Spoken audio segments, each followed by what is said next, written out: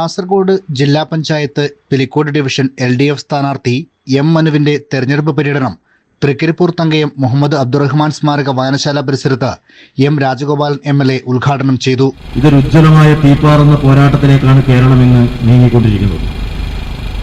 ഇടതുപക്ഷ ജനാധിപത്യ മതനിരപേക്ഷ ശക്തികളുടെ വിജയം, മുന്നേറ്റം ഈ നാടിന്റെ അനിവാര്യതയായി മാറിക്കൊണ്ടിരിക്കുന്ന ഒരു കാലഘട്ടത്തിലാണ് നമ്മൾ ഈ തെരഞ്ഞെടുപ്പിനെ അഭിമുഖീകരിക്കുന്നത്.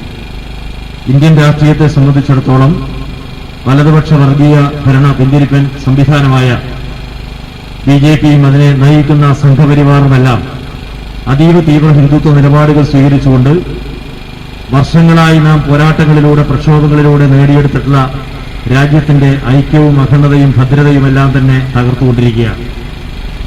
ജനാധിപത്യ വഴിത്താരയിലൂടെ സഞ്ചരിക്കാൻ ഉത്തരവാദപ്പെട്ട ഒരു സർക്കാർ സംവിധാനം തീർത്തും ജനാധിപത്യ വിരുദ്ധമായ വഴികളിലൂടെ, നിന്ദ്യമായ സ്വേച്ഛാധിപത്യത്തിന്റെ പാതയിലൂടെയാണ് ഭരണാധികാരികൾ മുന്നോട്ട് പോയിക്കൊണ്ടിരിക്കുന്നത്. ഇന്ത്യൻ രാഷ്ട്രീയം വികസന വിസ്മയങ്ങൾ സൃഷ്ടിച്ച് ഇടതുപക്ഷ സർക്കാർ മുന്നോട്ടു പോകുമ്പോൾ വിരളിപൂണ്ട ബൂർഷ്വാ വലതുപക്ഷ മാധ്യമങ്ങൾ സർക്കാരിനെതിരെ കുപ്രചരണങ്ങൾ ആരംഭിച്ചിരിക്കുകയാണ്.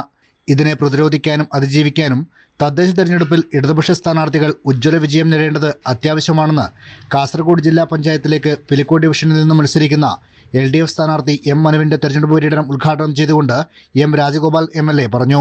E കുഞ്ഞിരാമൻ അധ്യക്ഷത വഹിച്ചു.